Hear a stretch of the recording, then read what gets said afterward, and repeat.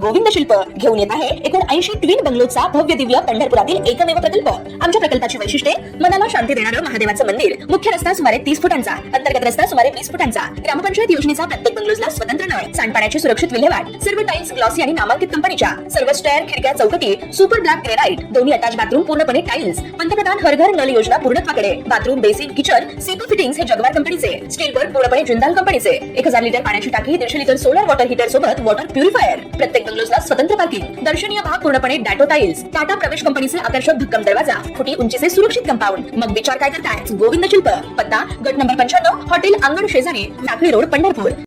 ताज्या घडामोडी पाहण्यासाठी आमच्या YouTube चॅनलवरील PVR म्हणजेच पंढरी वार्ता या न्यूजला सबस्क्राइब करा आणि शेजारील बेल आयकॉनवर क्लिक करा। पंढरपूर तालुक्यात आता जिल्हा परिषद पंचायत समिती निवडणुकीसाठी भाजप आघाडी तसेच या विरोधातील राष्ट्रवादी काँग्रेस व तीर्थक्षेत्र विकास आघाडीचे उमेदवार निश्चित झाले असून त्याचबरोबर अनेक अपक्ष उमेदवार देखील या निवडणुकीच्या निमित्तानं मैदानात उतरले आहेत। माजी आमदार प्रशांतराव परिचारक यांच्या नेतृत्वाखाली पंढरपूर तालुक्यात भाजप आघाडीच्या माध्यमातून 8 जिल्हा परिषद गटातून तसेच 16 पंचायत समिती गणातून मैदानात उतरवले गेलेल्या उमेदवारांच्या प्रचारासाठी माजी आमदार प्रशांत परिचारक हे गावभेट दौरे करत मतदारांशी संवाद साधताना दिसून येत आहेत। सहकार शिरोमणी परिवाराचे नेते चेअरमन कल्याणराव काळे आणि विठ्ठल परिवारातील नेते गणेश पाटील यांची भाजपला मिळालेली साथ विरोधकांना अडचणीची ठरणार आहे असंच म्हटलं जात आहे। माजी आमदार प्रशांतराव परिचारक हे कल्याणराव काळे यांना सोबत घेत विविध गावात दौरे करीत बैठका घेत मतदारांशी संवाद साधत आहेत। आज पंढरपूर तालुक्यातील भाळवणी जिल्हा परिषद गटातील विविध गावात बैठका घेत माजी आमदार प्रशांतराव परिचारक चेअरमन कल्याणराव काळे यांनी भाजपच्या उमेदवारांना विजयी करण्यासाठी मतदारांना आवाहन केल्याचं दिसून आलं। आज उपरी येथे मंगळवार दिनांक 27 रोजी उपरी येथे आयोजित बैठकीस समर्थकांचा मोठा प्रतिसाद मिळाल्याचंही दिसून आलं। यावेळी बोलताना पहा काय म्हणाले माजी आमदार प्रशांत परिचारक। या संस्थेच्या पंचवार्षिक निवडणुकीच्या निमित्तानं आज आपल्या उपरी गावामध्ये आम्ही भारतीय जनता पक्षाच्या वतीने आपल्या दोन्ही उमेदवारांना मत मागण्यासाठी या ठिकाणी आलोय। त्या सभेचे उपस्थित असलेले प्रमुख आमचे सहकारी सन्माननीय कल्याणरावजी, उपस्थित असलेले भगवानराव चोगले, तानाजीराव, भारतराव, आदरणीय अण्णा भाऊ, सर्वच उपस्थित भाऊ आहे, जगदाळे साहेब आहे, उपस्थित दोन्ही उमेदवार त्यांचे सर्व सहकारी, आपल्या गावचे सन्माननीय शिवांना, राजाभाऊ जगदाळे, प्रभाकरजी नागणे, गहिनीनाथजी कोळी, सतीशजी नागणे, शहाजी मोहिते, सुनील नागणे, हनुमान नागणे, ज्ञानेश्वर चव्हाण, कल्याणजी नागणे, प्रवीण नागणे, विक्रम जगदाळे, सुरवशे गुरुजी, शंकर नागणे, हनुमान मोहिते, कैलासजी नागणे, विजय पाटील, संजय नागणे, दत्तात्रय नागणे, प्रमोदराव नागणे, शहाजी जगदाळे, संजय जगदाळे, नितीन खाडे, उपस्थित सर्व गावातले वडीलधारी मंडळी, भारतीय जनता पक्षाचे सर्व कार्यकर्ते आणि तरुण सहकारी मित्र, जवळजवळ 8 वर्षाच्या दीर्घ कालावधीनंतर जिल्हा परिषदेच्या निवडणुका आता योग असलेल्या आहेत। जिल्हा परिषदेला आपण नेहमी मिनी मंत्रालय म्हणून संबोधलं जातं। तसं दिल्लीमध्ये प्रधानमंत्री त्यांचं कॅबिनेट असतंय, राज्यामध्ये मुख्यमंत्री त्यांचं कॅबिनेट असतंय, जसं जिल्ह्यामध्ये जिल्हा परिषदेचा अध्यक्ष ज्याला मंत्रिपदाचा पण दर्जा आहे आणि त्याचं कॅबिनेट असतं। जसं मग तुम्ही आमदार निवडता, खासदार निवडता, तसे जिल्हा परिषदेकरता जिल्हा परिषदेचे प्रतिनिधी या ठिकाणी आपण निवडून पाठवतो। तसंच पंचायत समितीला सभापती आणि प्रतिनिधी निवडून पाठवतो। त्यामुळे ही निवडणूक गावाच्या दृष्टीनं बघितलं तर ही अत्यंत तुमच्या गावगाड्याच्या जिव्हाळ्याची निवडणूक आहे। विधानसभा, लोकसभा ही देशाची, राज्याची निवडणूक आहे। 288 आमदार आहेत ते कुठल्या ना कुठल्या इतर तालुक्यातून निवडून येतात. त्याच्यामध्ये आपला एक आमदार असतो किंवा एक खासदार असतो. पण ह्या ठिकाणी पंचायत समिती असेल, जिल्हा परिषद असेल, ह्या निवडणुका तुमच्या तालुक्याशीच नाही तर तुमच्या गावाशी निगडीत. आमच्या या तरुण मित्रांनी सांगितलं खाड्याने पण ही निवडणूक आहे ती गावगाड्यातल्या प्रश्नाची निवडणूक. समजा उपरी गाव आहे त्या उपरी गावाचे प्रश्न काय? गावातले रस्ते चांगले असावेत, गावामध्ये झोपडपट्टी नसावी, चांगली घरं असावी, गावामध्ये चांगलं स्वच्छ पाणी प्यायला मिळावं, गावात निघणाऱ्या कचऱ्याची रोज विल्हेवाट लागली पाहिजे, गावात चांगल्या आरोग्याची सेवा मिळली पाहिजे, गावातलं शिक्षण चांगलं दिलं गेलं पाहिजे. गाव स्वावलंबी होण्याकरता, ग्रामपंचायत स्वावलंबी होण्याकरता, विविध उद्योगाकरता शॉपिंग सेंटर समजा अशी काही गावागावात बांधली की त्यातनं इथल्या तरुणाच्या हाताला रोजगार मिळतो, ग्रामपंचायतीला उत्पन्न मिळतं, गावात चांगली समाज मंदिरं असावीत, एखादं चांगलं सभागृह असावं, एखादं उद्यान असावं.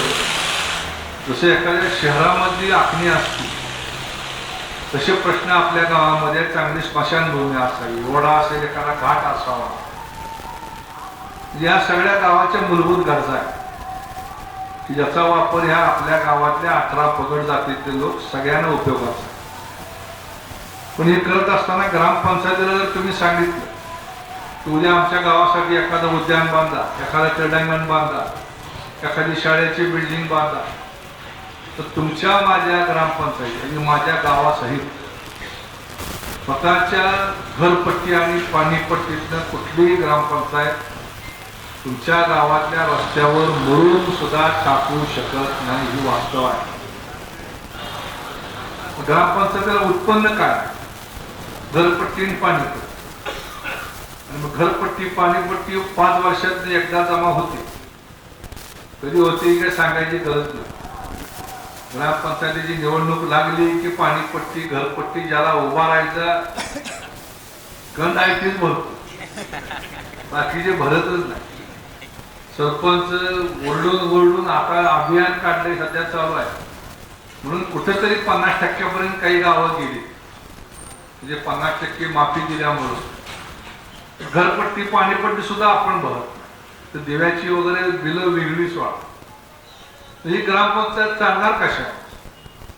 आपण सरपंचाकरता एवढा आटापिटा करतो, ईर्ष्या करतो, पार्ट्या करतो, एकमेकाच्या कुरघोड्या करतो, पण ग्रामपंचायतीचं उत्पन्न बघितलं तर 0 आहे. त्यामुळे लोकांच्या अपेक्षा तुम्ही पूर्ण कशा करणार? त्यामुळं तुमच्या ग्रामपंचायतीच्या पाठीमागे शासन पाहिजे. म्हणून लोकसभा विधानसभेच्या निवडणुकीमध्ये तुम्ही मतदान करता की आमदार मंडळी मुंबई दिल्लीत जातात, खासदार मंडळी, पण ती काय कुठल्या उपरीचा प्रश्न मांडत नाही. ती मंडळी मांडतात पंढरपूर तालुक्यातल्या 100 गावाला हे पाहिजे. दिल्ली खासदार म्हणतो की माझ्या मतदारसंघातल्या 6 तालुक्यामध्ये हे पाहिजे, मग लाईट पाहिजे, पाणी पाहिजे, बाकीचे रस्ते पाहिजे. पर्टिक्युलर एखाद्या गावातल्या एखाद्या वस्तीवरती, आता उपरीतनं गव्हाणी वस्तीवरती जाणाऱ्या वड्यावरती पूल पाहिजे. ठीक आहे, विधानसभेतून लोकसभेत प्रश्न मांडून ती सुटणार नाही, तर त्याकरता लोकल बॉडी म्हणून जी आहे, मग ग्रामपंचायत, पंचायत समिती, जिल्हा परिषद, ह्यातच ह्या व्यवस्था होत असतात. त्यामुळे ही निवडणूक आहे ती तुमच्या गावच्या प्रश्नासंबंधी निकाल घेणारी निवडणूक आहे. आता सरकार तर भारतीय जनता पक्षाचं दिल्लीत आहे, राज्यामध्ये आहे, पण आज नाही आहे. गेली सलग 3 निवडणुका आपण बघितल्या की देशामध्ये मोदी साहेबांना 14 साली, 19 साली आणि पुन्हा 25 साली देशातल्या कोट्यावधी लोकांनी निवडून दिलं. पंडित जवाहरलाल नेहरू नंतरचे पहिले मुख्यमंत्री की ज्या मुख्यमंत्र्यांनी 3ऱ्यांदा शपथ घेतली, म्हणजे 1960-65 सालानंतर 2014 सालापर्यंतचा जो कालखंड आहे मी ती 35 वर्ष आणि ही 15 वर्ष म्हणलं तर 50 वर्षामध्ये एकाही मुख्यमंत्र्याला सलग 3 वेळा किंवा एखाद्या पंतप्रधानाला सलग 3 वेळा शपथ घेता आली नाही. ती किमया मोदीजींनी केली. का केली? तर लोकांना पर्याय मिळाला. इथं नवीन पिढी आहे, तुम्हाला माहित नाही, पण अण्णा सगळ्यांना माहित आहे या ठिकाणी जुन्या लोकांना. पंढरपुरामध्ये खासदार आहे संदीपान भगवान थोरात 7 वेळा निवडून गेले. 7 वेळा. 2 पार्ट्या होत्या पंढरपुरात, औदुंबर अण्णांचा गट आणि परिचारक गट. 78 सालापासून दोघंही विरोध करायचे. यावेळेस उमेदवारी बदला मागायची आणि काँग्रेसवाले पुन्हा संदीपान थोरातला उमेदवारी द्यायची. टोकाचा विरोध करायचे. पण निवडणूक झाली, अर्ज भरायला थोरात साहेब यायचे की निवडून आल्यानंतर सर्टिफिकेट घ्यायचे की पुन्हा पुढच्या 5 वर्षांनाच घ्यायचे. बोर्ड लावायचे लोक, खासदार दाखवा 1000 रुपये मिळवा. पहिली निवडणूक झाली, 1 लाख मतांनी निवडून आले. दुसरी निवडणूक झाली, 1.5 लाख मतांना आले. ती सगळी नेते मंडळी खर्चून विरोध करायचे. यावेळेस बदल झालाच पाहिजे आणि वरुण पवार साहेब त्यांनाच उमेदवारी द्यायची. इंदिरा गांधी त्यांनाच उमेदवारी द्यायची. 7 निवडणुका सलग 1 लाखावरनं त्यांचं मताधिक्य 3-3.5 लाखापर्यंत गेलं. खर्चून विरोध करायचे सगळे, पण पडत काय नव्हतं. कारण का तर समोर पर्याय नव्हता. मताला जायचे लोक शिवाय देत जायचे. तिथे गेले की पुन्हा गाय वासरूचं बटन ते शिक्का हाणायचे, बैलजोडीवर शिक्का मारायचे, पंजावर शिक्का मारायचे. बरोबर आहे. संदीपान भगवान थोरात, कारण 1950 पासून जवळजवळ 2000 सालापर्यंत 2015 सालापर्यंत लोकांपुढे वेगळा पर्याय नाही. आणि जुनी पिढी होती, त्यांच्या DNA मध्ये काँग्रेस होती. त्यामुळे स्वातंत्र्य काँग्रेस पक्षाने मिळवून दिले. त्या काँग्रेस पक्षाचाच निवडून द्यायचा की डोक्यात पक्क बसलं. पण जसे जसे काळ बदलायला लागले, 1985 पासून सत्ता सतत बदलत राहिली. मग राजीव गांधी आले, VP सिंग आले, देवेगौडा आले, इंद्रकुमार गुजराल आले, असे अनेक पंतप्रधान बदलले. नरसिंहराव आले, अटल बिहारी आले, पुन्हा मनमोहन सिंग आले. त्या 20 वर्षामध्ये जवळजवळ नाही म्हटलं तर 7 का 8 प्रधानमंत्री या देशाने होते. देशामध्ये सगळं अस्थिर वातावरण होतं. आणि अशा परिस्थितीमध्ये जो तरुण वर्ग आहे, खाडे म्हणला की तरुण पिढीच्या अपेक्षा वेगळ्या आहेत. इंटरनेट यायला लागलो होतो, सोशल मीडिया यायला लागला होता आणि त्यातून लोकांना वाटत की माझा देश सुद्धा अमेरिकेसारखा झाला, माझा देश सुद्धा युरोप सारखा झाला. आणि मग हे कसं व्हायचं? आणि त्यातून मोदीजींच्या रूपाने एक पर्याय आला आणि 14 साली ह्या देशातल्या लोकांनी मोदीजींना प्रधानमंत्री म्हणून डोक्यावर घेतलं. 14, 19 आणि पुन्हा 25 सलग 11 वर्ष. आणि या देशामध्ये निश्चितपणे बदल झाला का नाही की तुम्ही तुमच्या मनाला विचार. आम्ही सुद्धा काँग्रेसच्या ह्याच्यात वाढलेलो आहे. कल्याणराव असू द्या, आम्ही असू द्या, सगळी जुनी मंडळ. पण हा बदल झाला. मी पहिल्यांदा परदेशामध्ये गेलो 1990 साली. तिथले रस्ते वगैरे बघितल्यावर मला वाटायचं की आपल्याकडे रस्ते कधी व्हायचे. मुंबईला जायचं असं सकाळी 6ची एसटी पकडली तर संध्याकाळी 8 वाजता चिंबूरला पोहोचायचे. जवळजवळ 14 तास लागायचे मुंबईला जायचं. घाटात जाम व्हायचं, रस्ते बारके असायचे, सिंगल रोड होत. मग वाटायचं कधी प्रगती होणार आपल्याकडे, कधी बोगदे, ही पूल, ही रस्ते, या सगळ्या सेवा सुविधा, शहरामध्ये बिल्डिंग, मॉल, ह्या गाड्या कधी येणार भारतामध्ये. ती का अशी एका दिवशी येत नाही. याकरता अर्थकारण मजबूत व्हायला, सर्वसामान्य माणसाच्या हातामध्ये पैसा आला. अर्थशास्त्रामध्ये 2 नियम आहेत. एक, श्रीमंत एवढा माणूस वर्ग करा की त्या श्रीमंताने एवढा खर्च केला पाहिजे की ती पाजरत शेवटच्या माणसापर्यंत आला पाहिजे. नसेल तर तळागाळातल्या माणसाला एवढी ताकद द्या, त्याचा खर्च वाढला पाहिजे आणि त्यानं पैसा लोकांमध्ये खर्च केला पाहिजे. आणि मोदीजींनी बरोबर हे सगळं बघितलं. साध्या गोष्टी आहेत सरकारमध्ये आल्यानंतर केल्या. 15 ऑगस्टला झेंडावंदन झाल्यानंतर देशाचा प्रधानमंत्री देशाचे विषय मांडायचे, पण मोदीजी विषय काय मांडायचे? गाव हागणदारी मुक्त झालं पाहिजे. लोक चेष्टा करायचे, अरे पंतप्रधान आहे म्हणायचे, कशावर बोलतोय? संडासवर. पण ही देशाची गरज होती. तर लहानपणापासून आपल्याला शिकवलं गेलं शाळेमध्ये माणसाच्या मूलभूत गरजा कुठल्या? 3. कुठल्या गरजा आहेत? अन्न, वस्त्र, निवास. महिनाभर अन्न नाही मिळालं, माणूस मरतोय. अन्न आजारी आहेत ना, उपोषण किती केलं. पाणी नाही मिळालं, 1 दिवस 2 दिवस 3 दिवस 4 दिवस. जैन मुली बघा किती दिवस बिन पाण्याचे उपोषण करतात. 15-15 दिवस त्यांचं ते उपोषण उपास असतो. पाणी सुद्धा पित. वस्त्र नसेल, माणूस जिवंत राहतो का मरतो? जिवंत राहतो. पण हवा नसेल तर? कोविड मध्ये कळलंय ना काय होतं ते. आज आहे का आपल्या देशामध्ये हवा चांगली? तरुण मित्रांना विचारतोय, कुणाची जबाबदारी? आपल्या सगळ्याची जबाबदारी. शुद्ध पाणी मिळतं का गावातल्या माणसाला? शहरामध्ये नळातनं पाणी येतं आम्हाला शुद्ध करून, ग्रामीण भागात मिळतंय का? आपल्या मायमाऊली कुठल्या तरी वड्यावर, नाल्यावर, विहिरीवर कुठून तरी पाणी भरतात. कधी पाण्याचा तुम्ही पीएच बघितला? कल्याणराव विषय काढला, आरो बसवला. मी पंचायत समितीमध्ये बघितलं 10 वर्षापूर्वी. सगळ्या 100 गावातले पाणी सॅम्पल चेक केले. सगळे सॅम्पल हार्डनेस पाण्याचा 800-900च्या पुढे आहे. प्रत्येक पाण्यामध्ये विष आहे. ते विष कोण करतं? अभ्यास करतो. आपण युरिया टाकतो, फॉस्फेट टाकतो, सल्फेट टाकतो, 19 टाकतो, 10-26 टाकतो. जमिनीतनं खाली पाणी मुरतं, ते तुमच्या माझ्या विहिरीमध्ये बोरमध्ये उतरतं. तेच पाणी आपण पुन्हा वर घेतो आणि तेच पाणी आपण आपल्या पोटात.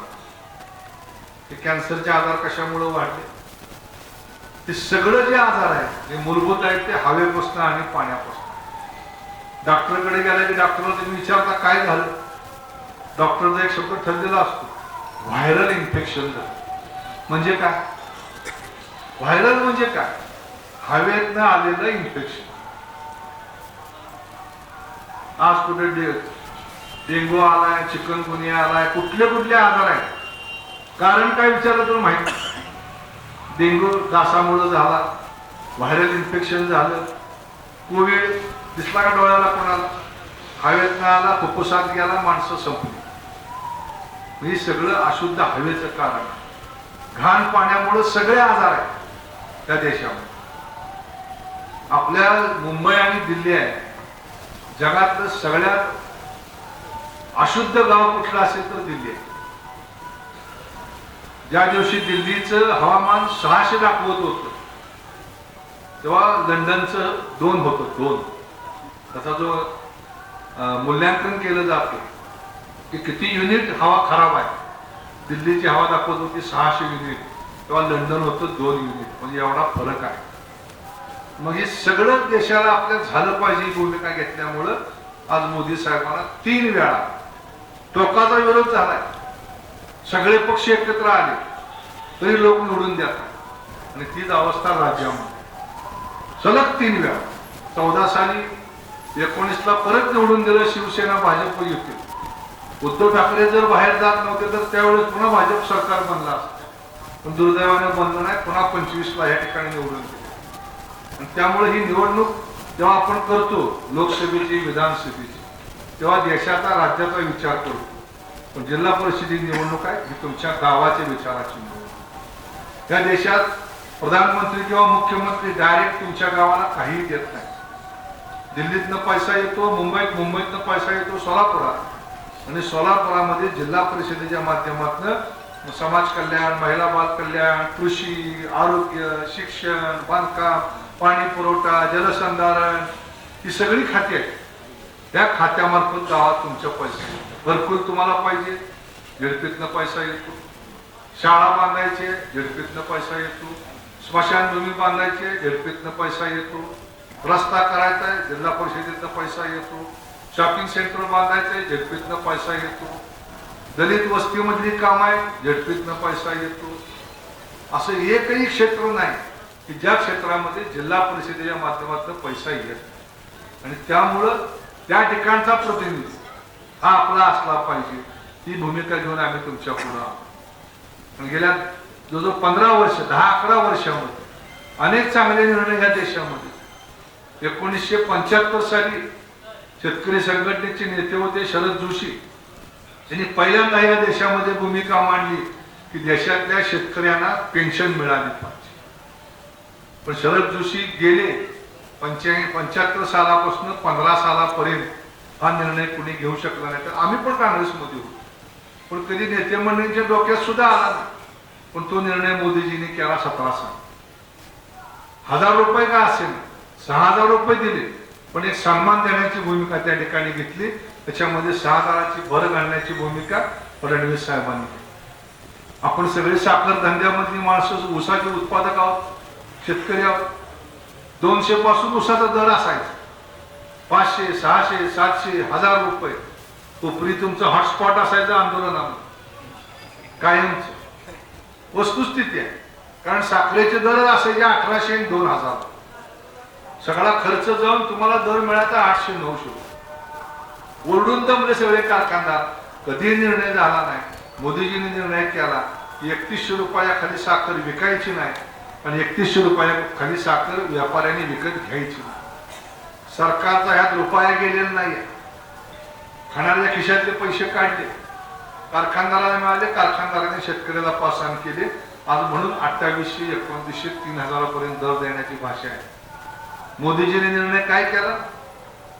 तुम्ही जेवढं ऊस घालताय त्यातला ऊस 20% ऊसाची साखर बनवू नका, त्याचं पेट्रोल बनवा. आज पांढरा कारखान्यामध्ये 10,000 टन ऊस आम्ही घालतोय. रोज 1800 टनाच्या ऊसाच्या रसापासून या ठिकाणी आम्ही इथेनॉल बनवतो. ती इथेनॉल पेट्रोलियम कंपन्यांना देतो. ते तुमच्या टँकरमध्ये घालून इथं येतं आणि ते इथेनॉल आपल्या गाडीमध्ये वापरलं. काय झालं त्याच्यामुळं? 20% रसापासून बनणारी साखर बंद झाली. साखर बंद झाल्यामुळं मार्केटमधलं साखरेचं शॉर्टेज झालं आणि जिथं 3100 रुपयाचा कायदा आहे, साखरेचे भाव आज 3500, 3600, 3700 पर्यंत गेले. कायदा करावा लागला नाही.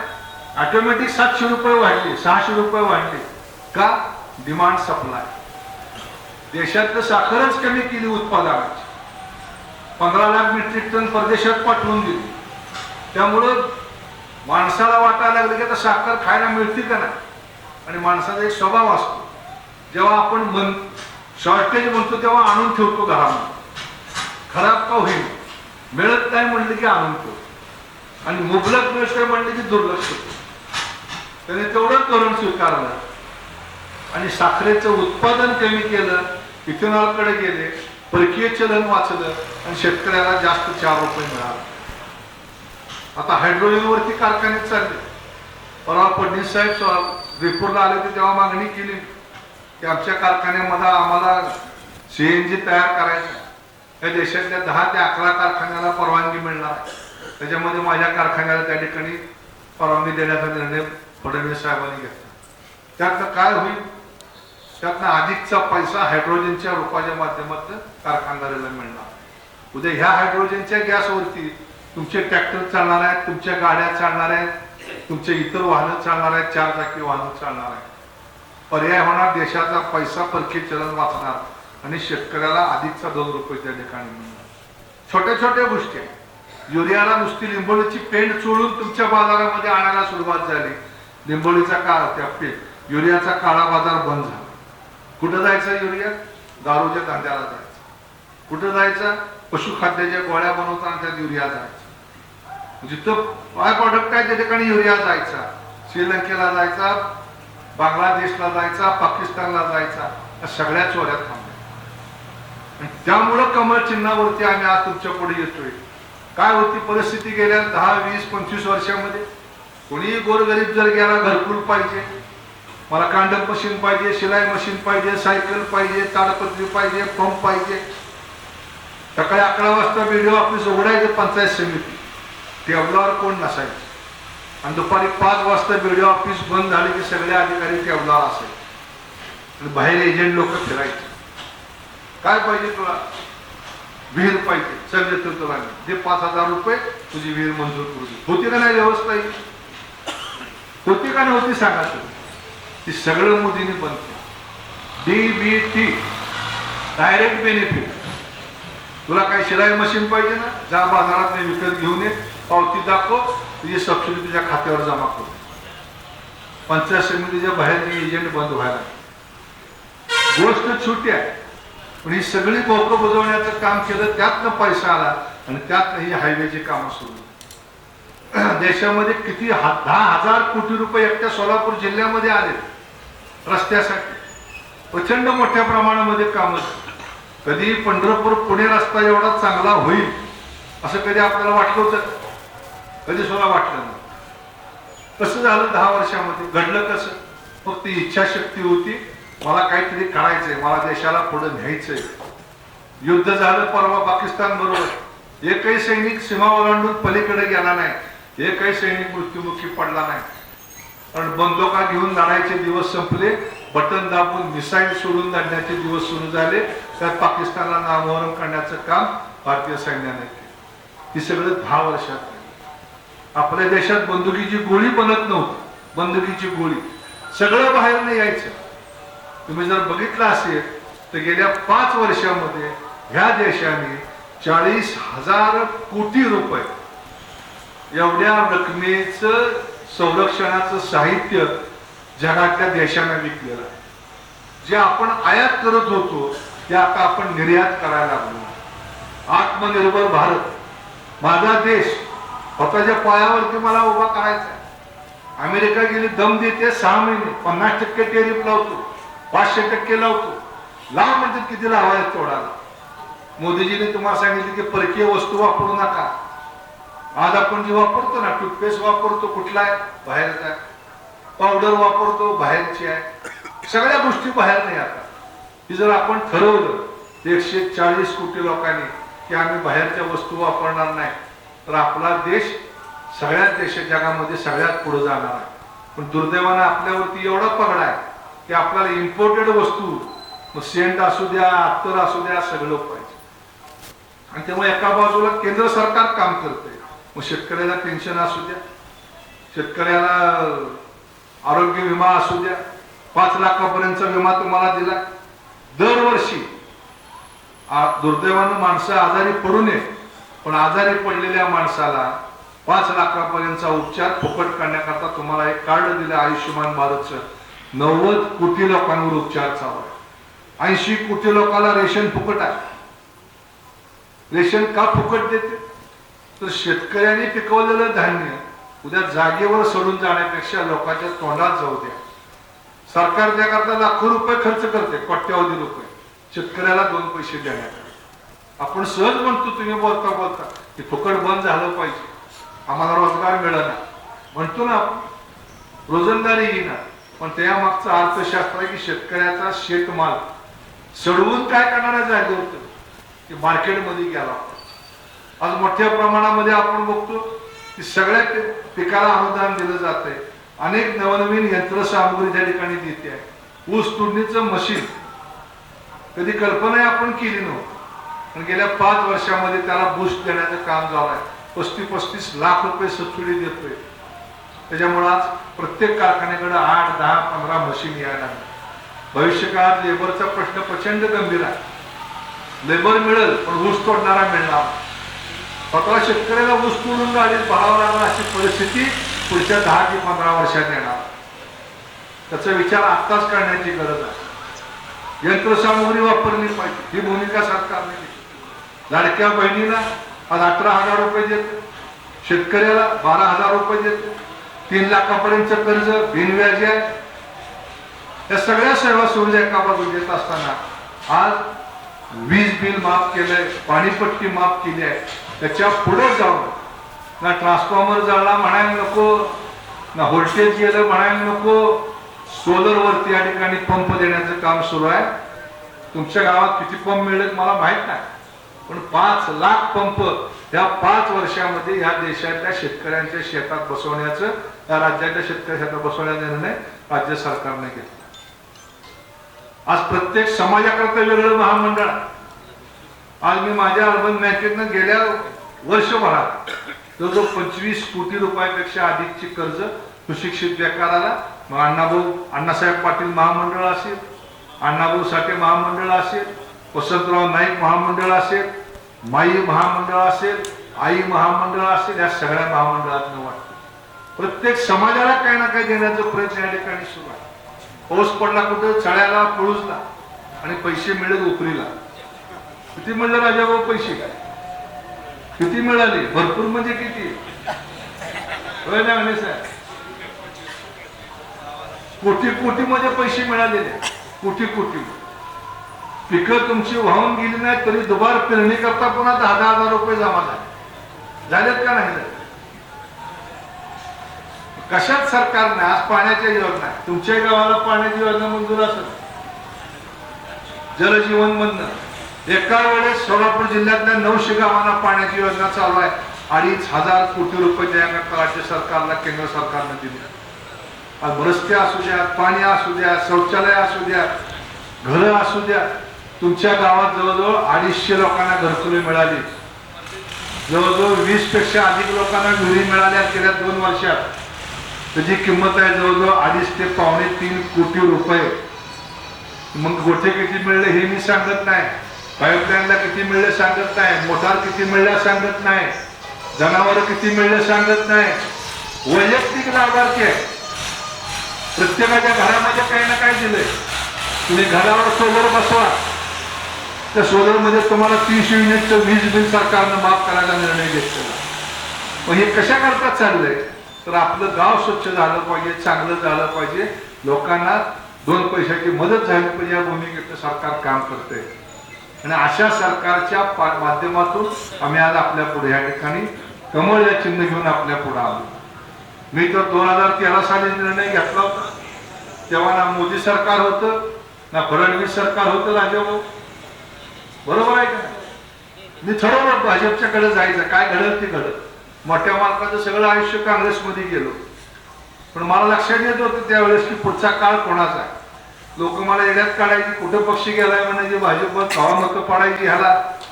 पण जेव्हा आज कल्याणराव सारखी मंडळी यायला लागली तेव्हा मला बरं वाटायला लागले की आपला निर्णय काय चुकलेला नाही. 15 वर्षापूर्वी आपण निर्णय घातला योग्य आहे. जेव्हा राजन पाटील येते, बबन दादा येते, दिलीप माने येते, कल्याणराव येते, गणेश पाटील येते. तुम्हाला थोडी सवय करा, तर गणेश पाटलाला काही सवय नाही.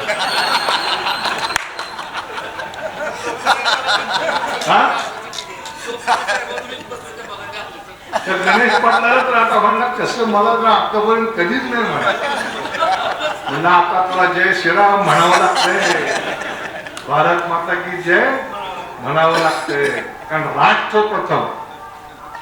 आपण विचार करतो मला काय मिळालं, खाडीची भूमिका खाडीने मांडली, मी इच्छुक होतो, मला नाही मिळालं, पण मी पार्टी निवडून आणलं, मी पक्ष निवडून आणला. भाजपचं ब्रीदवाक्य राष्ट्र प्रथम, नंतर पक्ष आणि नंतर मी. देश उभा राहणार आहे, पण देश काय नुसता दगडा मातीचा विटाचा होत नाही. देश पुढे जायचा असेल तर गाव चांगलं झालं पाहिजे, आणि गाव चांगलं करायचं असेल तर सरकारच्या माध्यमातून योजना येणार आहेत त्या तुमच्या गावापर्यंत आल्या पाहिजेत. आणि ती आणणारी संस्था कुठली आहे तर पंचायत समिती आणि जिल्हा परिषद. म्हणून मित्रांनो, ही निवडणूक तुमच्यासाठी महत्वाची आहे. कमळ चिन्हावरचे दोन्ही उमेदवार तुमच्या पुढे आम्ही घेऊन आलोय, दोन्ही महिला आहेत. आणि या दोन्ही महिलांच्या पाठीमागे आपण आशीर्वाद उभा करा. भाजपचा अध्यक्ष हा 100% होणार आहे, यात कुठलीही अडचण नाही. दक्षिण सोलापूर, उत्तर सोलापूर, अक्कलकोट, मोहोळ, माढा,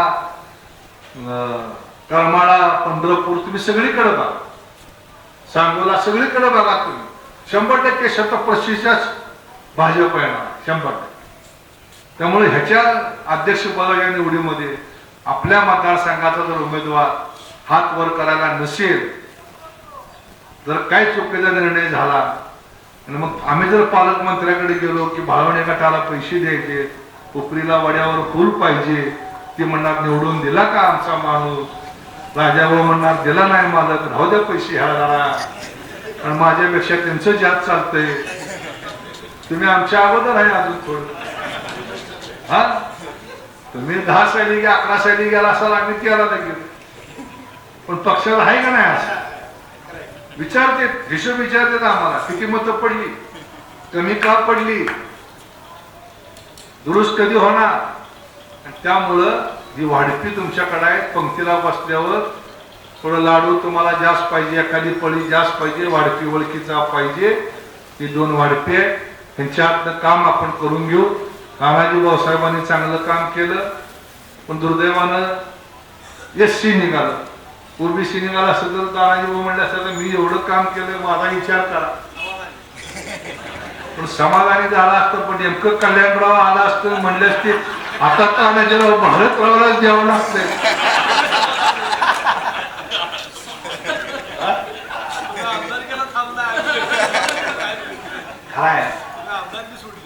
त्यामुळं कमळ या चिन्हापुढचं जे बटन आहे ते दाबून आपण दोन्ही उमेदवारांना विजय करा, त्यांच्याकडनं काम करून घ्यायची जबाबदारी कल्याणराव आम्ही सगळेजण त्या ठिकाणी तुम्हाला जामीन राहतो एवढंच या निमित्ताने आश्वस्त करून थांबतो. धन्यवाद. जय हिंद, जय महाराष्ट्र. धन्यवाद मालक.